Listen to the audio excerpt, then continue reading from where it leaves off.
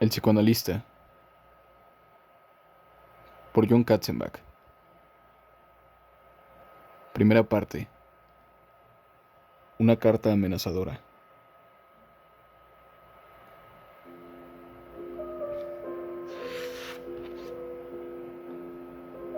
El año en que esperaba morir, se pasó la mayor parte de su 53º cumpleaños, como la mayoría de los demás días, oyendo a la gente quejarse de su madre.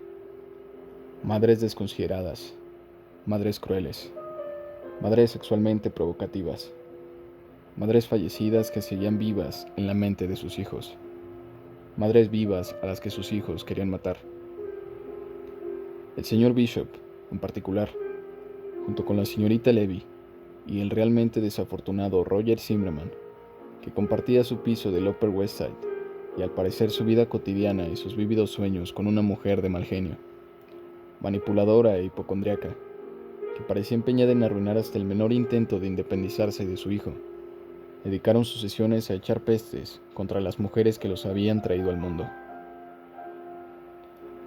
Escuchó en silencio terribles impulsos de odio asesino, para agregar solo de vez en cuando algún breve comentario benévolo, evitando interrumpir la cólera que fluía a borbotones del diván. Ojalá alguno de sus pacientes se inspirara hondo, se olvidara por un instante de la furia que sentía y comprendiera lo que en realidad era furia hacia sí mismo. Sabía por experiencia y formación que, con el tiempo, tras años de hablar con amargura en el ambiente peculiarmente distante de la consulta del analista, todos ellos, hasta el pobre, desesperado e incapacitado Roger Zimmerman, llegarían a esa conclusión por sí solos. Aún así, el motivo de su cumpleaños, que le recordaba de un modo muy directo su mortalidad, lo hizo preguntarse si le quedaría tiempo suficiente para ver a alguno de ellos llegar a ese momento de aceptación, que constituye el eureka del analista. Su propio padre había muerto poco después de haber cumplido 53 años, con el corazón debilitado por el estrés y años de fumar sin parar, algo que le rondaba sutil y malévolamente bajo la conciencia. Así, mientras el antipático Roger Zimmerman gimoteaba en los últimos minutos de la última sesión del día, él estaba algo distraído y no le prestaba toda la atención que debería. De pronto oyó el tenue triple zumbido del timbre de la sala de espera. Era la señal establecida de que había llegado un posible paciente. Antes de su primera sesión, se informaba a cada cliente nuevo de que, al entrar, debía hacer 2 llamadas cortas, una tras otra, seguidas de una tercera, más larga. Eso era para diferenciarlo de cualquier vendedor, lector de contador, vecino o repartidor que pudiera llegar a su puerta. Sin cambiar de postura, echó un vistazo a su agenda. Junto al reloj que tenía situado en la mesita situada tras la cabeza del paciente, fuera de la vista de éste, a las 6 de la tarde no había ninguna anotación. El reloj marcaba las 6 menos 12 minutos, y Roger Zimmerman pareció ponerse tenso en el diván. Creía que todos los días yo era el último. No contestó. Nunca ha venido nadie después de mí, por lo menos que yo recuerde, añadió Zimmerman. Jamás. ¿Ha cambiado las horas sin decírmelo? Siguió sin responder. No me gusta la idea de que venga alguien después de mí, espetó Zimmerman. Quiero ser el último. ¿Por qué cree que lo prefiere así?, le preguntó por fin. A su manera, el último es igual que el primero, contestó Zimmerman con una dureza que implicaba que cualquier idiota se daría cuenta de eso. Asintió. Zimmerman acababa de hacer una observación fascinante y acertada, pero, como era propio del pobre hombre, la había hecho en el último momento de la sesión, no al principio, cuando podrían haber mantenido un diálogo fructífero los 50 minutos restantes. Intente recordar eso mañana, sugirió. Podríamos empezar por ahí. Me temo que hoy se nos ha acabado el tiempo. ¿Mañana? Zimmerman vaciló antes de levantarse. Corríjame si me equivoco, pero mañana es el último día antes de que usted empiece esas malditas vacaciones de agosto que toma cada año. ¿De qué me servirá eso?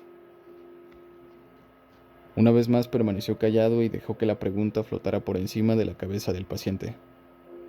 Zimmerman resopló con fuerza. Lo más probable es que quien quiera que esté allá afuera sea más interesante que yo, ¿verdad? Soltó con amargura. Luego se incorporó en el diván y miró al analista. No me gusta cuando algo es distinto. No me gusta nada, dijo con dureza. Le lanzó una mirada rápida y penetrante mientras se levantaba. Sacudió los hombros y dejó que una expresión de contrariedad le cruzara el semblante. Se supone que siempre será igual, prosiguió. Vengo, me tumbo, empiezo a hablar. El último paciente todos los días. Es como se supone que será. A nadie le gusta cambiar. Suspiró, pero esta vez más con una nota de cólera que de resignación. Muy bien. Hasta mañana, pues. La última sesión antes de que se marche a París, a Cape Cod, a Marte, o a donde quiera que vaya y me deje solo. Zimmerman se volvió con brusquedad y cruzó furibundo la pequeña consulta para salir por una puerta sin mirar atrás. Permaneció un instante en el sillón escuchando el tenue sonido de los pasos del hombre enfadado, que se alejaban por el pasillo exterior. Después se levantó, resintiéndose un poco de la edad, que le había anquilosado las articulaciones y tensado los músculos durante la larga y sedentaria tarde tras el diván, y se dirigió a la entrada, una segunda puerta que daba a su modesta sala de espera. En ciertos aspectos, esa habitación con su diseño improbable y curioso, donde había montado su consulta hacía décadas, era singular, y había sido la única razón por la que había alquilado el piso al año siguiente de haber terminado el periodo de residencia y el motivo de haber seguido en él más de un cuarto de siglo. La consulta tenía 3 puertas, una que daba al recibidor, reconvertido en una pequeña sala de espera, una segunda que daba directamente al pasillo del edificio, y una tercera que llevaba a la cocina, el salón y el dormitorio del resto del piso. Su consulta era una especie de isla personal con portales a esos otros mundos. Solía considerarla un espacio secundario, un puente entre realidades distintas. Eso le gustaba, porque creía que la separación de la consulta del exterior contribuía a que su trabajo le resultara más sencillo. No tenía ni idea de a cuál de sus pacientes se le habría ocurrido volver. Así, de pronto, no recordaba un solo caso en que alguno lo hubiera hecho en todos sus años de ejercicio. Tampoco era capaz de imaginar qué paciente sufriría una crisis tal que lo llevara a introducir un cambio tan inesperado en la relación entre analista y analizado. Él se basaba en la rutina, en ella y en la longevidad, con las que el peso de las palabras pronunciadas en la inviolabilidad artificial, pero imborrable y absoluta de la consulta, se abriera finalmente paso hacia la vía de la comprensión. En eso Zimmerman tenía razón. Cambiar iba en contra de todo. Así que cruzó la habitación con brío, con el impulso que genera la expectativa, un poco inquieto ante la idea de que algo urgente se hubiese colado en una vida que con frecuencia temía que se hubiese vuelto demasiado imperturbable y totalmente previsible. Abrió la puerta y observó la sala de espera. Estaba vacía. Eso lo desconcertó un instante. Pensó que a lo mejor había imaginado el sonido del timbre, pero Zimmerman también lo había oído, y él, además, había reconocido el ruido inconfundible de alguien en la sala de espera. «¿Hola?», dijo, aunque era evidente que no había nadie que pudiera oírlo. Arrugó la frente sorprendido y se ajustó las gafas de montura metálica sobre la nariz. «Curioso», afirmó en voz alta, y entonces vio el sobre que alguien había dejado en el asiento de la única silla que había para los pacientes que esperaban. Soltó el aire despacio, sacudió la cabeza y pensó que eso era algo demasiado melodramático, incluso para sus actuales pacientes. Se acercó y recogió el sobre. Tenía su nombre mecanografiado. «Qué extraño», musitó. Dudó antes de abrir la carta, que levantó a la altura de la frente como haría alguien que quisiera demostrar sus poderes mentales en un número de variedades, intentando adivinar cuál de sus pacientes la habría dejado, pero era un acto inusual.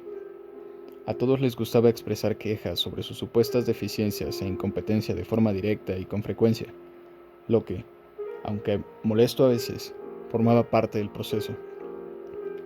Abrió el sobre y extrajo 2 hojas mecanografiadas. Leyó solo la primera línea. Feliz 53 cumpleaños, doctor. Bienvenido al primer día de su muerte.